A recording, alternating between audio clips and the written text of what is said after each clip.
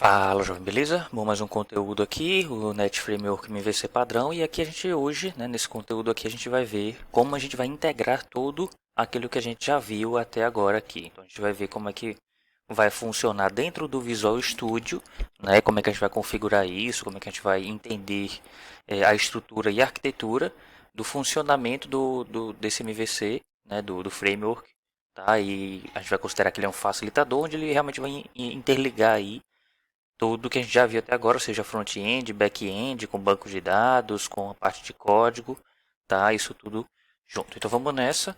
Isso vai fazer parte ainda do nosso da grade bootcamp do nosso módulo técnico, tá? Então vou voltando aqui um pouco e relembrando aqui um pouco de arquitetura. Então ele vai estar ali do lado ali do o Windows Forms, a gente vai ver que a gente vai trabalhar aqui para web, lembrando, né? Ainda o que seria o ASP.NET MVC, que é uma plataforma que provê aplicação no padrão MVC, que é o Model, View e Controller. A gente vai entender e ver o que seria isso. O M de Model, né, seria o modelo, por exemplo, um objeto. Tá? O View, que seria o visual, o nosso front-end.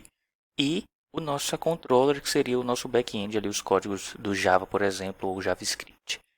Certo? Construção de aplicações web, beleza. E passando aqui, a gente vai ver como isso é interligado, né? Então ele provê aí uma alternativa padrão ASP.NET MVC Webform para criar aplicações baseadas no padrão arquitetural MVC. Então a gente fazendo aqui um depara assimilando isso aí, o nosso model, né, seria ali o nosso banco de dados, tá? A gente vai entender como é que ele funciona e trabalhar isso em cima ali de objetos, tá? Aqui embaixo, até cortou um pouquinho aqui, ó, temos a view, que é o nosso front-end, cortou aqui um pouquinho mais o nosso front-end, a parte visual, que é bem parecido com o que a gente viu de HTML, tá? O básico ali e tal. Então, a gente vai entender ali e fazer uma adaptação em cima disso. E a controle vai ser o nosso back-end, a nossa adaptação ali, o que a gente já viu até agora de C Sharp para dentro aqui. E a gente vai entender como funciona para a gente integrar tudo isso aí. Né? Ainda aqui, o módulo, o que seria? Validações relacionadas aos campos das tipos referentes. Então, isso a gente consegue encontrar nesse módulo. Tá? Além, a gente vai ver que a gente também vai criar outras classes de contexto para banco de dados, etc. Mas a princípio a gente consegue também no model ali ter as nossas classes, por exemplo, associadas aos objetos. Tá? Então vamos pensar no model como uma adaptação de objetos. A view, né, vai ser os componentes que exibem a interface do usuário, então é aquele front-end, né, o HTML e CSS, só que a gente vai ver de um outro jeito, com Razor, com CS, HTML, que são variações aí do que a gente já viu de básico. E as controllers classes, aí são classes que controlam ações que manipulam os dados, ou seja, justamente o nosso back-end como se fosse o Java, como se fosse o que a gente viu de console para e chatbots para o C Sharp. Né? Então, é isso aí mais ou menos que a gente vai encontrar nos controles, né? Seja alterações das informações, seja para visualização dos usuários na view. Então, redirecionamento a gente consegue fazer também através dessas controllers, tá? A gente decide o que é que vai ser exibido para o usuário. Tranquilo, ainda aqui, né? Ainda o model também é um conjunto de classes que encapsula dados, né, e regras de negócio que eles são aplicados, como a gente viu anteriormente ali, falava de regras também. View, que é também a interface gráfica, outras maneiras, né, ainda de se falar sobre que a gente pode encontrar aí o pessoal falando alguns conceitos, tá, tanto nas empresas quanto no mercado, ou os livros até que falam sobre isso, tá? Então a gente vai ver mais conceitos aqui, mas a gente também vai ver de forma prática, esse é o maior interesse nosso, né, ver tecnicamente ali de forma prática. Então ainda aqui na controller, o responsável por gerir também interação entre model, né, e view. Passando ainda aqui algumas vantagens, tá, de a gente aplicar esse framework. Então, a melhor separação das tarefas da aplicação, suporte para todas as características do ASP.NET, por exemplo, Master Pages, poderoso componente para mapeamento de URLs, extensível e plugável framework cujos componentes podem ser facilmente substituídos ou customizados. Não entre na neura, né? Se você, meu Deus, o que seria um Master Page? Meu Deus, o que seria um mapeamento de URL? Já ouvi falar, mas não sei o que é. Calma que a gente vai passar detalhadamente aqui por cada setor, cada ponto desse aí. Bom, aqui já vendo uma anatomia de um projeto MVC, quando a gente cria, né, eu já mostrei ali em alguns outros conteúdos anteriores, como chegar nessa solução.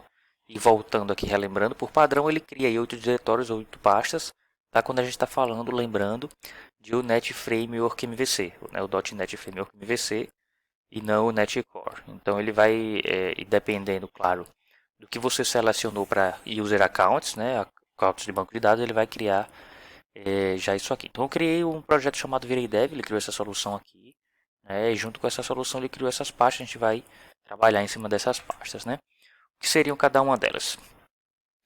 Essa app data, né, é um geralmente vazio, mas dependendo da arquitetura empregada, pode guardar arquivos de dados, de banco de dados e XML. A app start armazena ali classes referentes à inicialização do projeto, nada que a gente precise se preocupar tanto, mas é bom a gente entender que tem. Content, né, o content, usado para guardar conteúdos não dinâmicos, como arquivos CSS e imagens. Controllers, usado para armazenar os controladores da aplicação, responsável por tratar os pedidos efetuados. Então você já vê que a gente sempre traz, ó, cada vez que a gente passa aqui, a gente traz a mesma coisa, só que, né, com outras palavras aqui com relação a controllers, model, view, etc. Ainda aqui nas fontes, na pasta fontes, usado para armazenar arquivos de fontes, dos layouts, nada que a gente também precisa se preocupar, mas é bom a gente saber que tem, a gente pode trocar inclusive o layout inteiro desse projeto, a gente vai ver também como faz isso. Models, tá? A pasta onde são colocadas classes, objetos, tables, capsulam regras, negócio, regras de aplicação. É interessante também. Os models ali, a parte de models. Vamos trabalhar bastante com essa pasta models. Script usado para guardar arquivos de JavaScript, né? Views, não vamos utilizar tanto. Views, aí sim vamos utilizar bastante também. Local onde são usadas as vistas que renderizam a interface exibida ao cliente. Então realmente é o front-end ali, né, essas pastas de view. Você vai ver como a gente faz um CRUD de forma bem simples e ele já gera tudo isso para a gente automaticamente. Você vai ver que a gente vai trabalhar sempre para fazer, né, o máximo de coisa com o mínimo de esforço possível. Ainda aqui na anatomia, né, a estrutura, porém, não é estática. Em aplicações maiores é comum colocarmos as classes que representam uma model assembly diferente.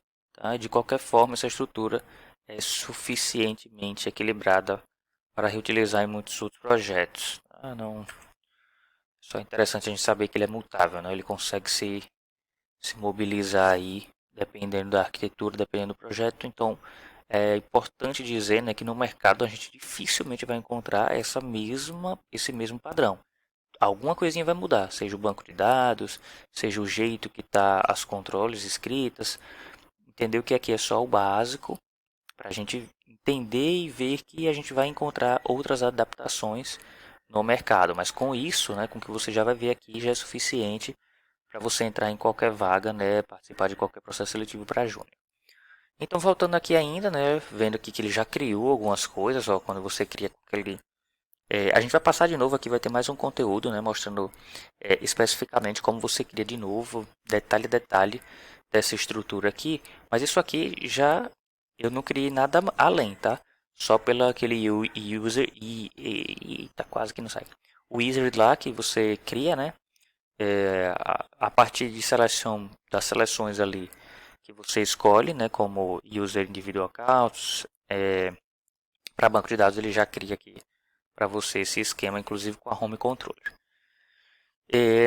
Ainda aqui, né, o que é que temos aqui nas pastas controller? Na account controller disponibiliza métodos relacionados à gestão de autenticação dos utilizadores. Então é interessante que você, depois que criar, entre nessas classes, clica aqui 2 vezes, tenta estudar, entender o que está fazendo, a gente vai ver aqui, mas já tenta dar uma pisoiada, dar uma olhada lá para ver se você consegue já entender alguma coisa. Na home controller disponibilizam métodos simples que permitem ver o site funcionar imediatamente. Né? Então a home controller a gente geralmente é a home, né, o início ali do projeto. Quando você clica para rodar o projeto, é a primeira controle que vai ser iniciada, né? Ele vai disponibilizar essa controle e nessa controle ele vai estar disponibilizando um avião para o cara ver. A gente vai entender depois, não precisa se afobar. Daqui a pouco a gente vai entender, ou em outros conteúdos a gente vai entender melhor.